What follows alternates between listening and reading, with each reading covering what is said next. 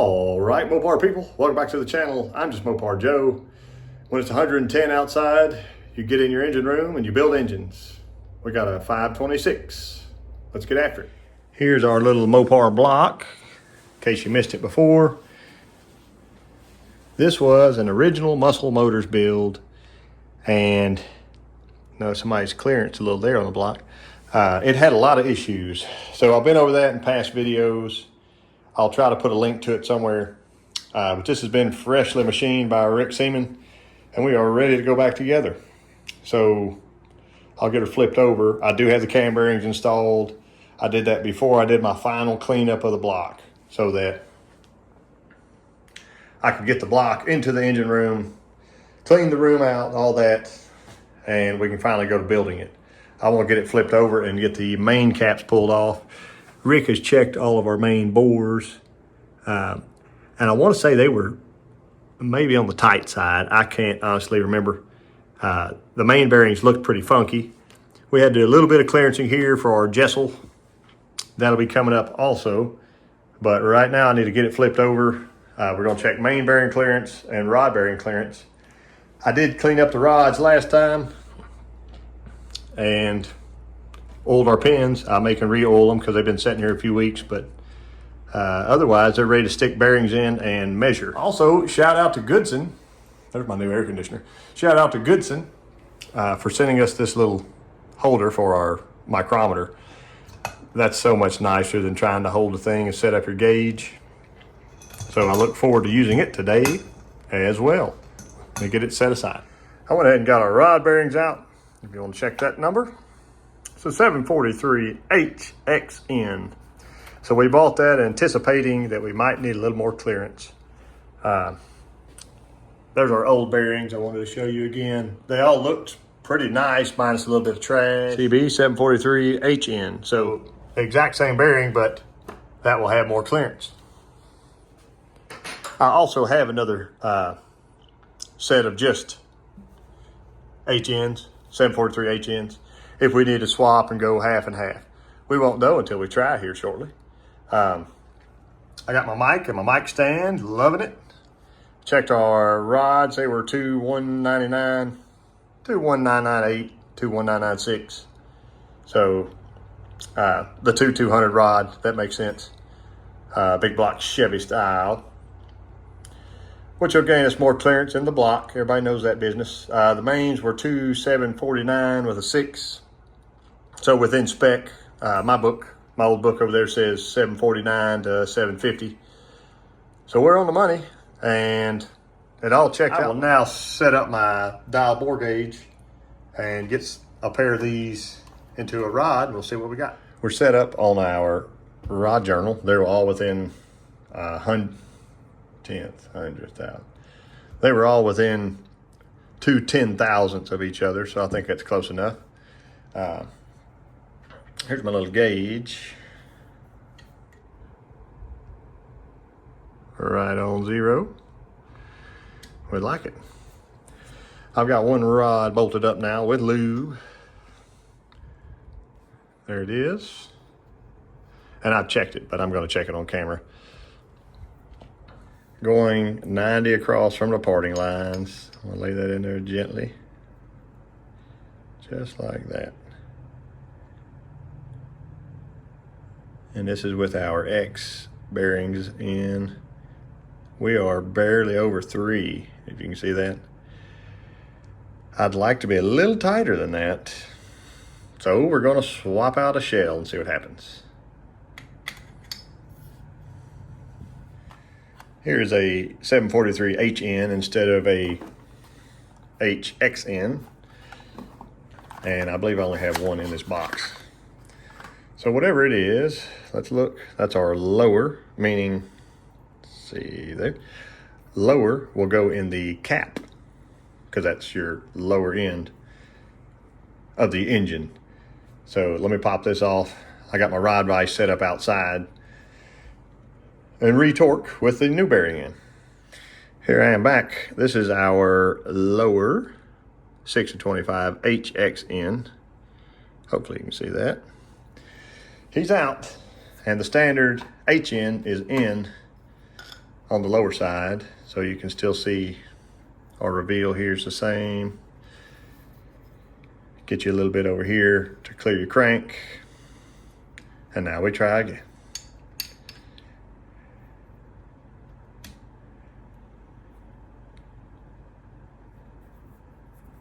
Flip hand, there we go.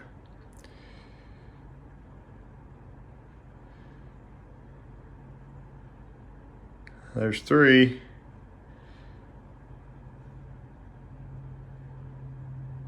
Barely under 3 right there. Okay.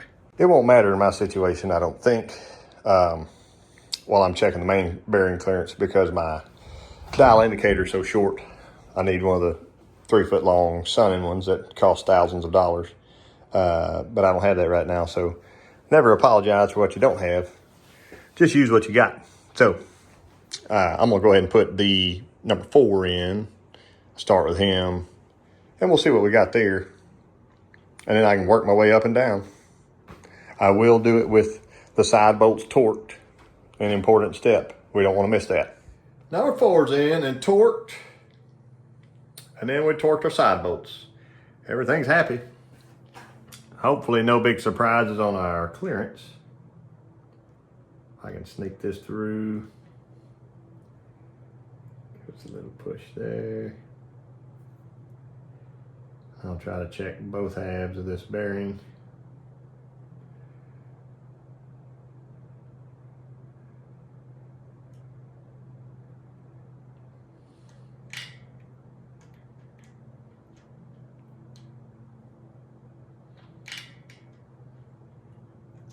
Oh, there we go. Barely under 3. I was hoping for 3. I mean, it's there. We're going to look at our oiling system in a minute. You're going to know why we run in these clearances like this. Part of the reason. This is a very, just like our 580, very high performance deal. It's an aftermarket block, and it's going to have a super duper, maybe one of the best oil systems you can have for a big block Mopar. Arguably. Yeah, I'll let the internet argue about it, but it's a nice dual line milodon system. So we have that on the 580, or excuse me, on the 540 that I recently was able to haul in and do some trading for. And this one will be modeled very much like that. So it won't have an internal pickup tube here. We can just leave it alone. According to Rick Seaman, it won't matter because we're not using that port anymore of our block. It will come somewhere else. We don't need an inlet right here.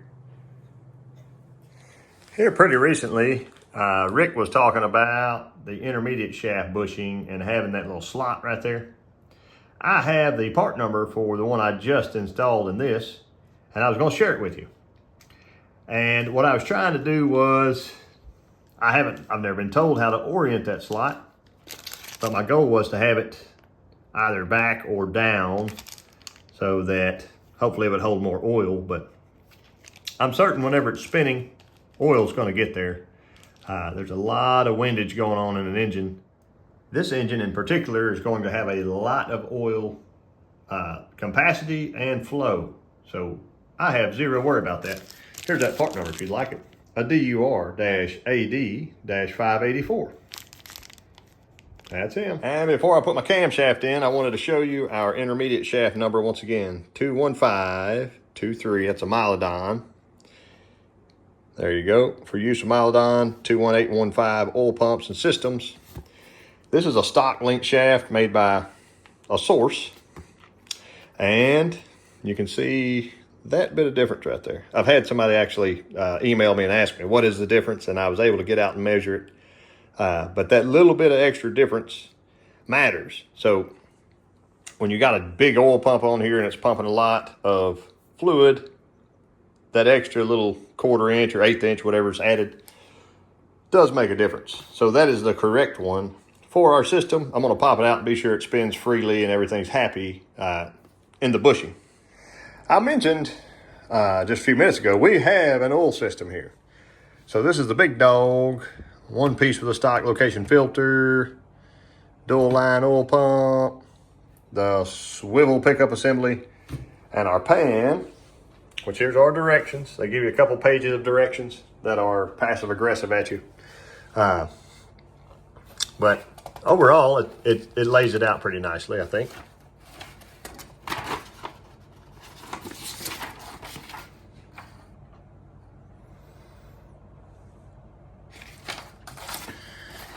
But it's very thorough. There's our big pan. I think that's a 31161. I don't have any idea how many quarts it holds. I'll have to look that up. But dual lines in. They have a sort of baffle here, it looks like, so your oil can run down right through our edges. Heavy duty, hopefully it doesn't leak on all those long welds there. I've known a few guys that bought milodon pans, and sure enough, there'd be a pinhole somewhere. So you just got to check your stuff, and it is what it is. But I wanted to get it out and look at it before I started assembling the engine, just see if there's something funny. I may try to go ahead and bolt our pump together and test fit it. You have to use their exact specific O-rings. They tell you the different O-ring numbers and all that. Or you're going to have a bad day. So let me test fit that, and we'll keep pushing. I just put our pump cover on. Fingers are hand tight, or these bolts are hand tight. And I'm glad I did. Instead of go ahead and build her all up.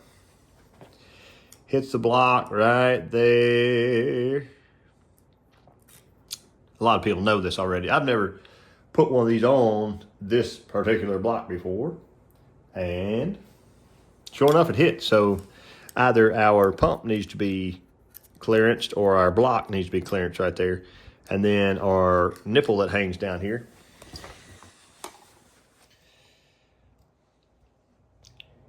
It might clear.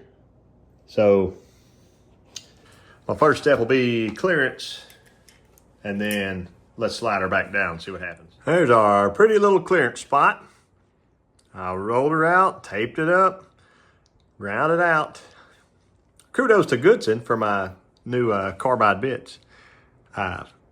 They recognized the need and sent them to me, so I definitely appreciate them for that. And this is a really nice finish. I mean, that's as slick as I could do with a cross-cut burr. And it didn't take too long, so let's see if it fits. A lube on our O-ring is crucial. There we go, don't drop. Just like that.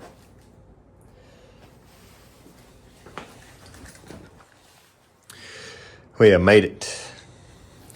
Did I tell you there's a gasket that goes between here that's about that thick? We're good to go on that. I'm glad I checked it now.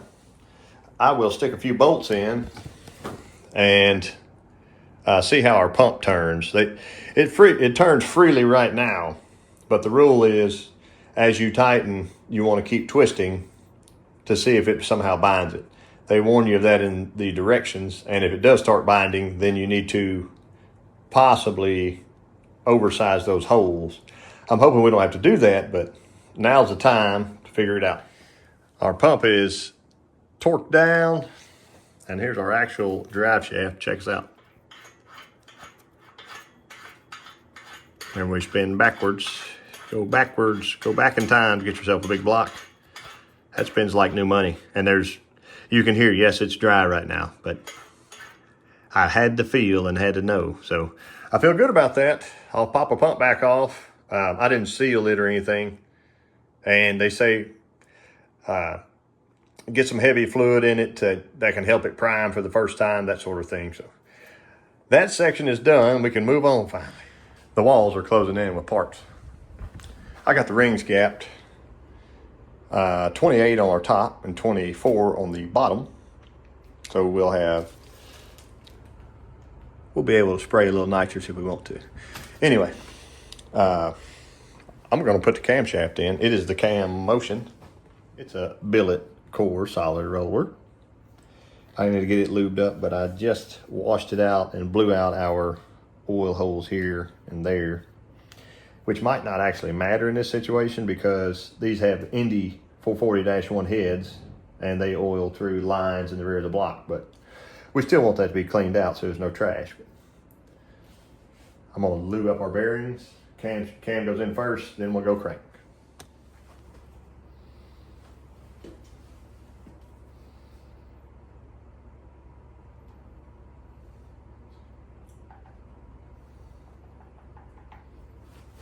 Yeah, that's a little stringy. That's like my Lucas 50-50 mix. I've already had this cam in and out, so I know it should fit the engine and spin nicely. This is a little sticky, so if it appears like it's sticky in the engine, it's because the lube is sticking it, not because there's a bearing problem.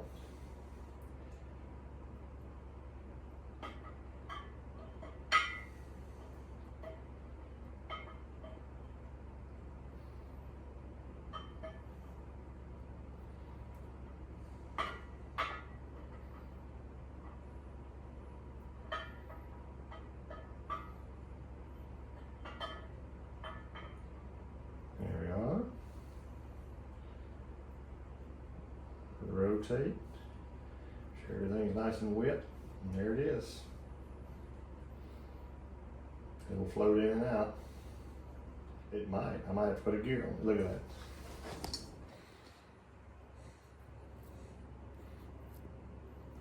Good.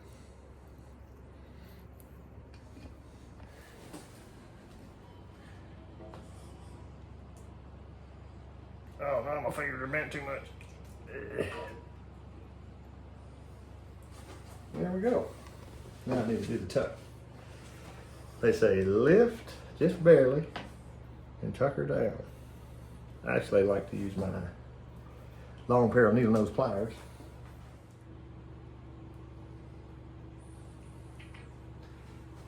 Like that. We'll hold a little pressure in there.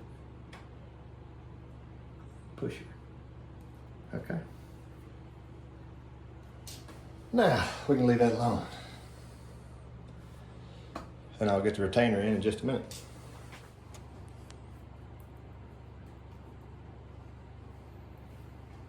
Notches together.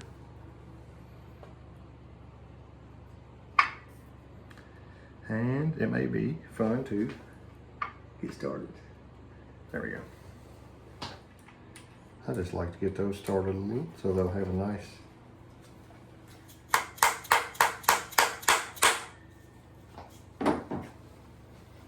it'll touch on the sides there, so that's good. There's also already ARP lube under here.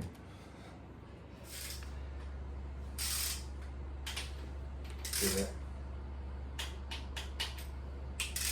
Double check. That's 20. Okay. Now, Jay, we're going to set the thrust. This is a dead blow hammer. So, what I was told, we're going to whack, and it lines up the faces, the cheeks of the bearing on the, actually, the side of the bearing cheek of the crank. Your final blow should be from the back side, because most of its life, you would rather have it more in a line back there. That's my newest tech tip of the week. That's it. Now we can move. Side bolts will go last, so we got to do all the top bolts. I'll just go down the line. Jay, remember what RTV stands for? Room temperature vulcanizing. Good enough. It's our friend. Just like that.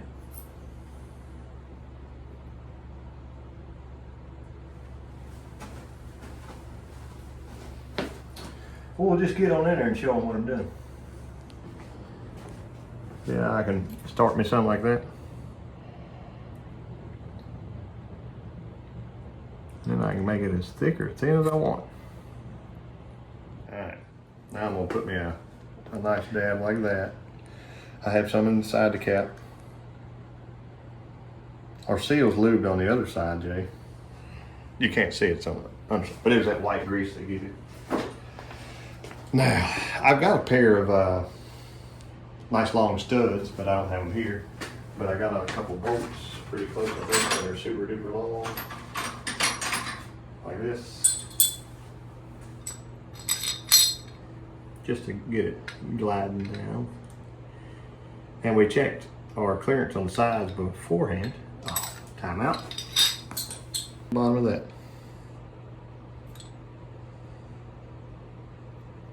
You can't add it there later. It can squish out, but you can't add it later. Okay. Now, what is that called? Fast fish? Let's see it. Fastfishautoparts.com. Fast fish.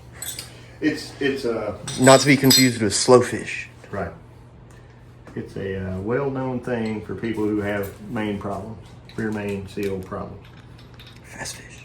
And he was talking about making the same seal for like. We're getting close. It's easing down on its own. See there? Oh, wow. That is satisfying. He's talking about doing a one piece for the Magnum engines, which would be also a fit of 360 LA, I think. There we go. That's enough. I can put the correct bolts in now. Now, what does this get torqued to? 35, I think. We're gonna double check. I got a book. Or we can look in the directions. Torque to 30. Torque to 30. There you go. Just wiggle around a little bit. Squishing the goodness out. And there you go.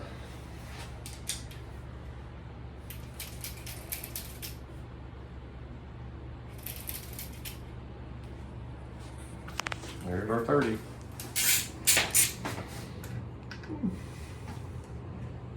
We'll sneak up on it a little bit.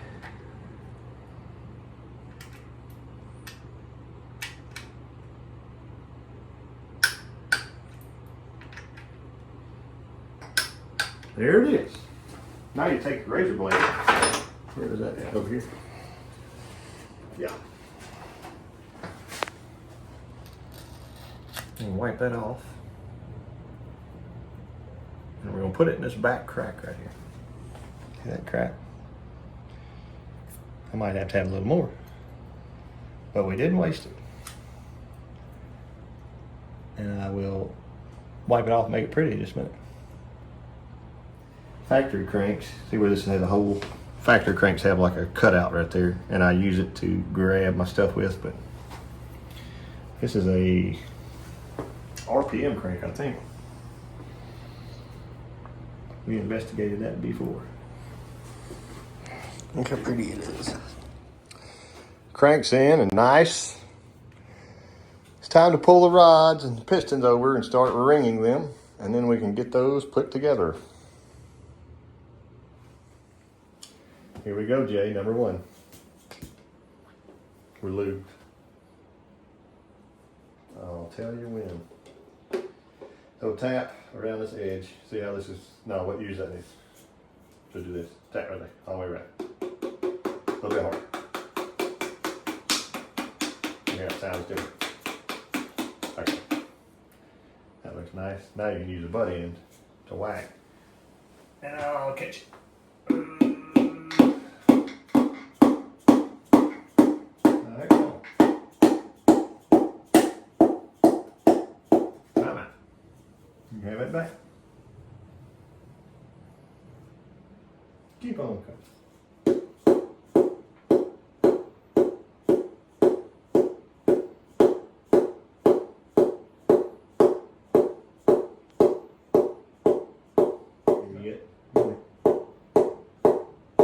Okay, time. It is finally Jesel time, so that's exciting.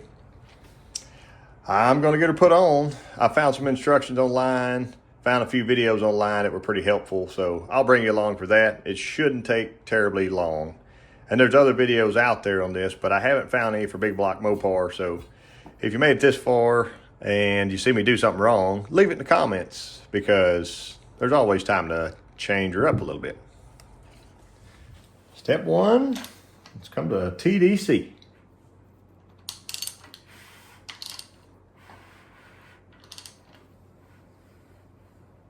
All right, we're touched off. That looks about zero deck there.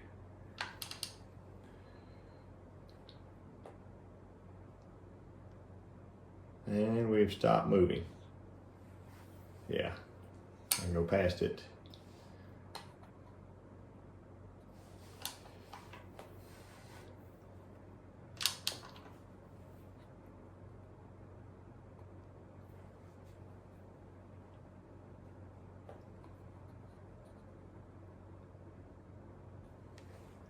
It should be zero. It's going away. Here's rotating forward.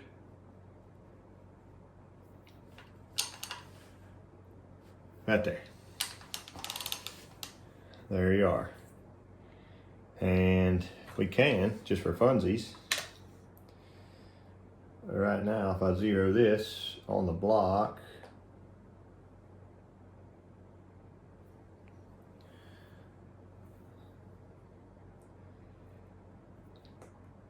rotate that so you can see it. I'll zero this on the block so you can see it, tighten it up a little. And then if we go to our piston, it should give us a rough estimate of what we are. Yeah, that's saying 2 below. There's a little bit of rock. I bet we're zero deck. So close enough, but we're at top dead center. Step one. If you would recall, or will recall, I had to grind here and here and a little bit off of here so that plate would slip on and not hit the block. Rick and I were arguing about or discussing whether it would hit on certain blocks or other blocks.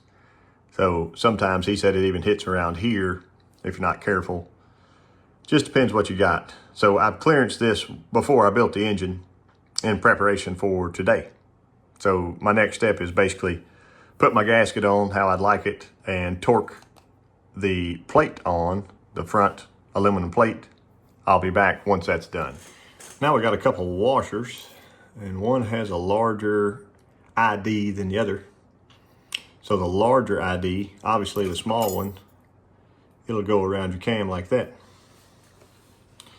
The large one will be mucho too big for it, and it fits nicely around. If I can get her there. There, right there. So you can't mess that up, but you can put the washer in there without putting lube on it like I just did, and you have to pull it back off and put lube all the way around, like an assembly lubricant. So that's how our order of operations will go.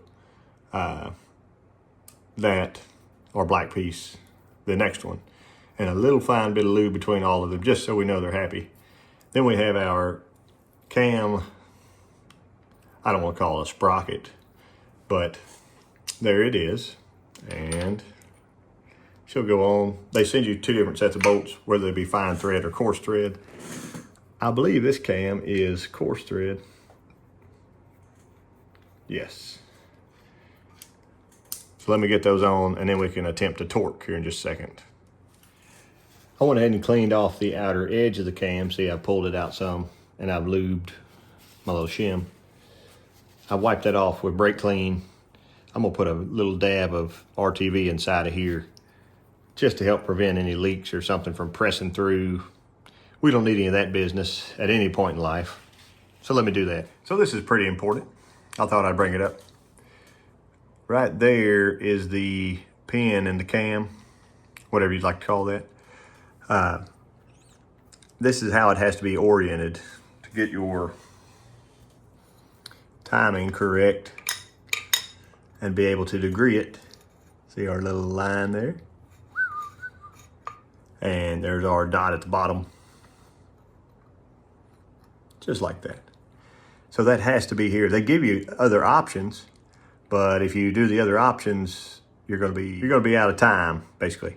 So I checked the big block Chevy instructions. They do exist online, and that only has that hole. So we don't need those 2 holes right now. We got that hole. And we are torqued to 28 foot-pounds.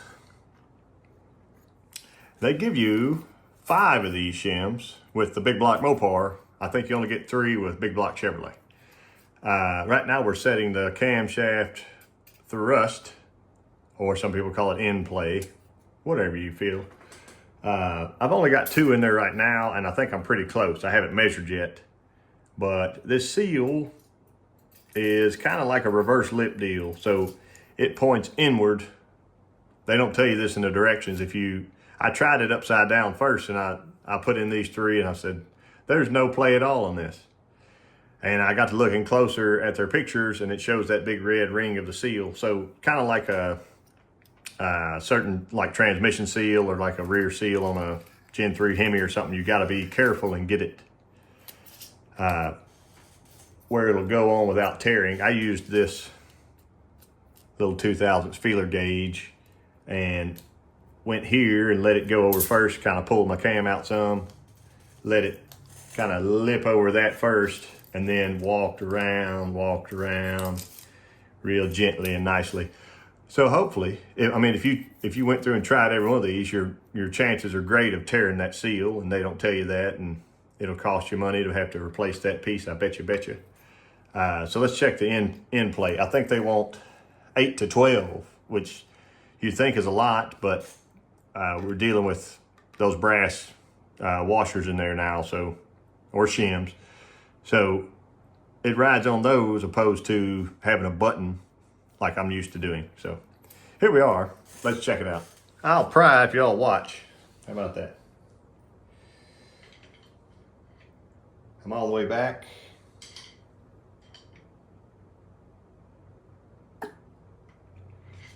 I would call that excessive. 25 thousandths. So there we go. I need to remove a shim.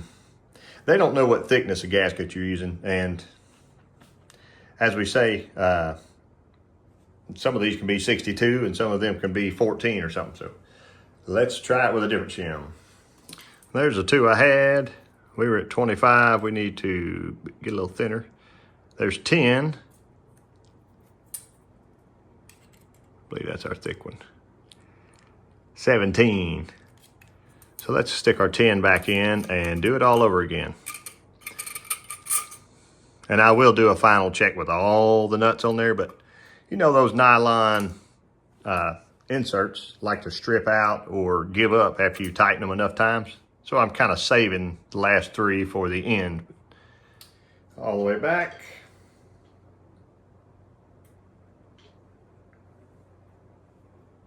Ooh.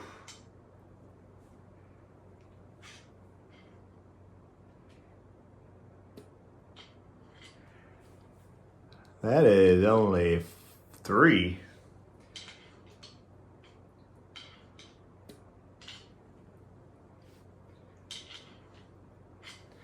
Isn't that fun when the math doesn't math? Like when I pulled the 10 thousandths, 12 thousandths shim out, whatever, 17 thousandths shim out. Yeah, so we need to go the other way.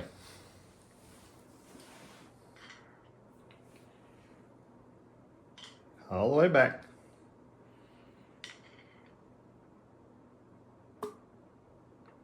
Nine thousandths. We like it. I'm so close. Getting the belt fitted on was fun. There's our mark. There's our bottom mark. I have these just finger tight as I can get them on 0 because we're going to degree this soon. To get this bottom pulley on, I used my normal balancer installer, but I cut myself a piece of 2-inch PVC pipe that I could get as close as I possibly could on length everywhere. And then I would pretty much just tighten it like I normally would, release. I'd rotate this a little bit just in case it's, 10 thousandths different length or something. But it went on nicely.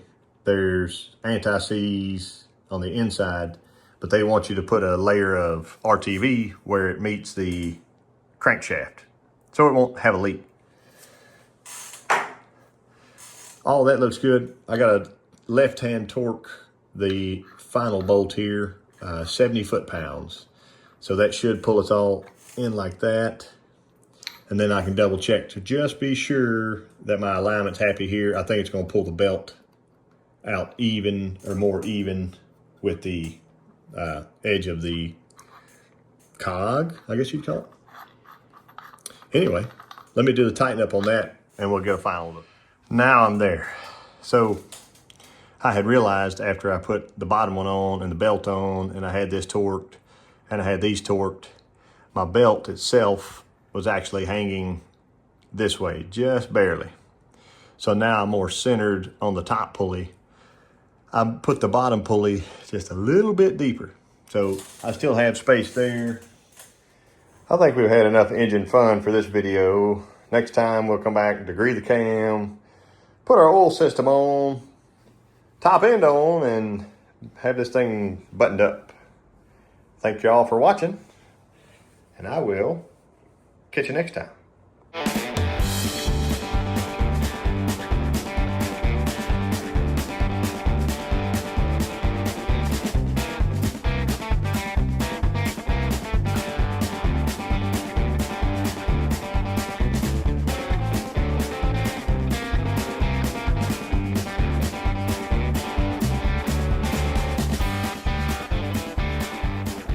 All right, Mopar people.